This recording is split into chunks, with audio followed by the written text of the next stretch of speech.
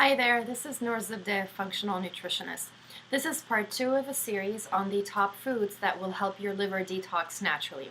If you've missed the first video, go watch it first and then come back to this one to finish off the rest. Today I have 6 more foods that will help boost the liver's ability to detox. The first one is turmeric. I hope you guessed that one already.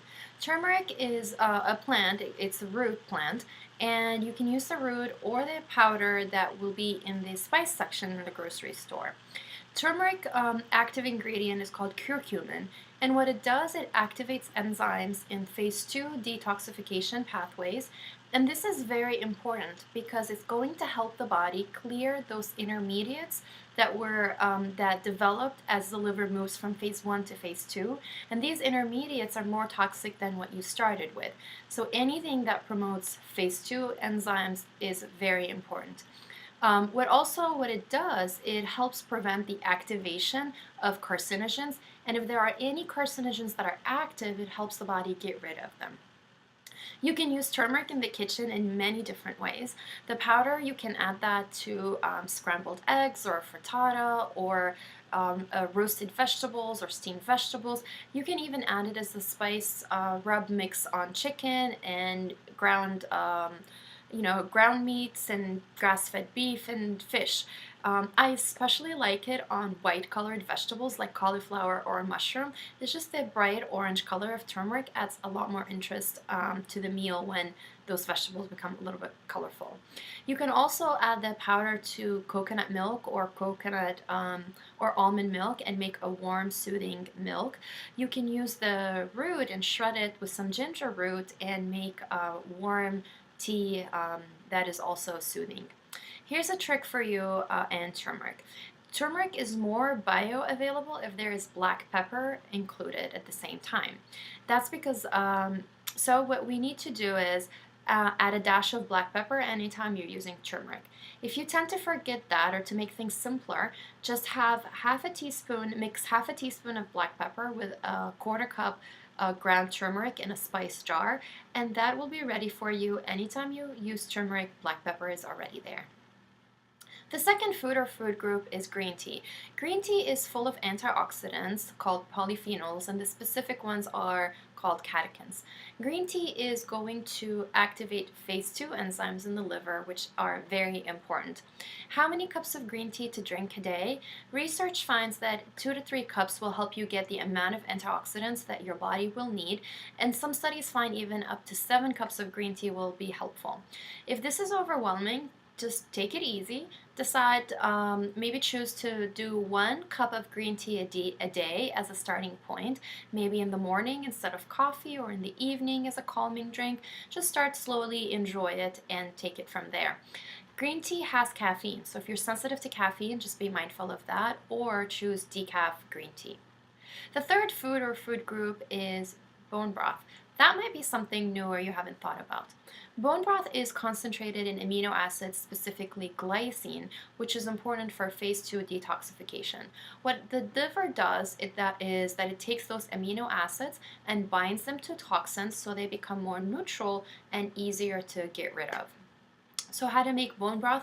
It is very easy. You want to start with quality bones that come from grass-fed beef or pasture chicken, and put them in a pot with water. Add some herbs and spices, things like rosemary, thyme, basil, parsley, onion, garlic, celery, carrots, and let that boil for a few hours, and that will give you broth that will have the amino acid in it as if you boil it for 24 hours, you even get more nutrients in the broth, and that would be even best. You can drink broth soup before your meals as an appetizer, or you can have bone broth in a cup of in a mug instead of coffee. It can be done, or you can always add it to sauces whenever you're making a stew or any saucy type of dish. The fourth food or food groups is foods high in fiber. Fiber is important because it helps the body have regular bowel movements that are smooth and easily to just go. And it's very important because after the liver help the body detox the nutrient, the toxins. We want to be able to get rid of them and not reabsorb them again. So incorporate as many as possible. Foods like asparagus, broccoli, Brussels sprouts, cabbage, okra, sweet potatoes, apples, oranges, berries.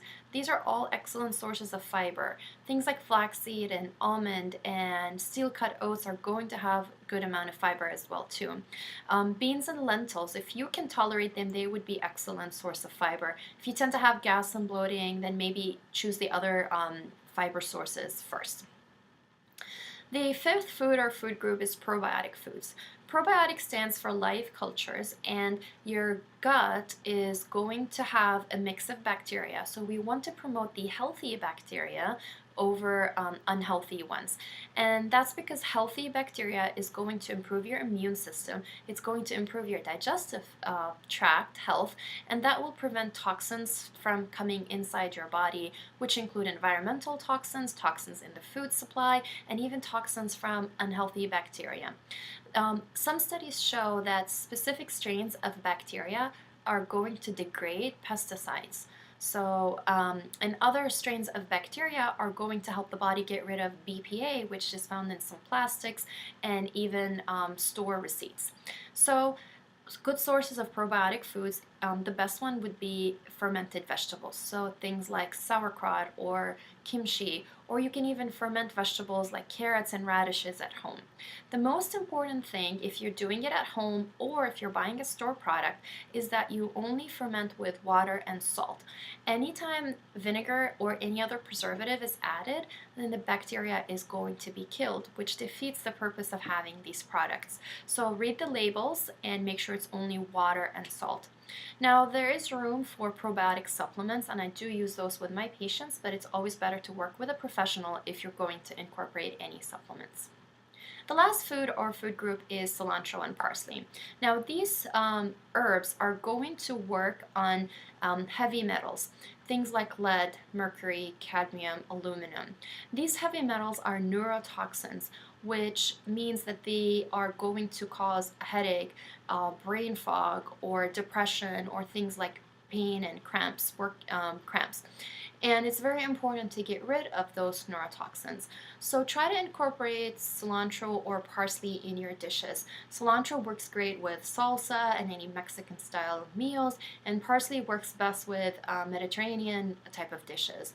So you can add it to salads, you can add to a smoothie, it will give it a really nice zest. You can use it as a garnish on top of your meals. Just make sure you eat that garnish, and just try to incorporate a little bit here and there as much as you can. So to repeat all the 6 foods for today, they were green tea, turmeric, and foods high in fiber, bone broth, and probiotic foods, and cilantro and parsley. Now, what I would love to hear from you is, what is the one thing that you could incorporate from today's video that will help your liver's ability to detox so that you feel your best? If you like this video, subscribe to the YouTube channel and share with your friends. And if you want even more updates and tips, including articles and recipes, come to my website at www.noorzibdeh.com and subscribe over there. Again, this is Noor Zibdeh, functional nutritionist, helping people who value their health feel their best through wholesome foods and specialized nutrition programs. Thank you for watching, and I'll see you next time.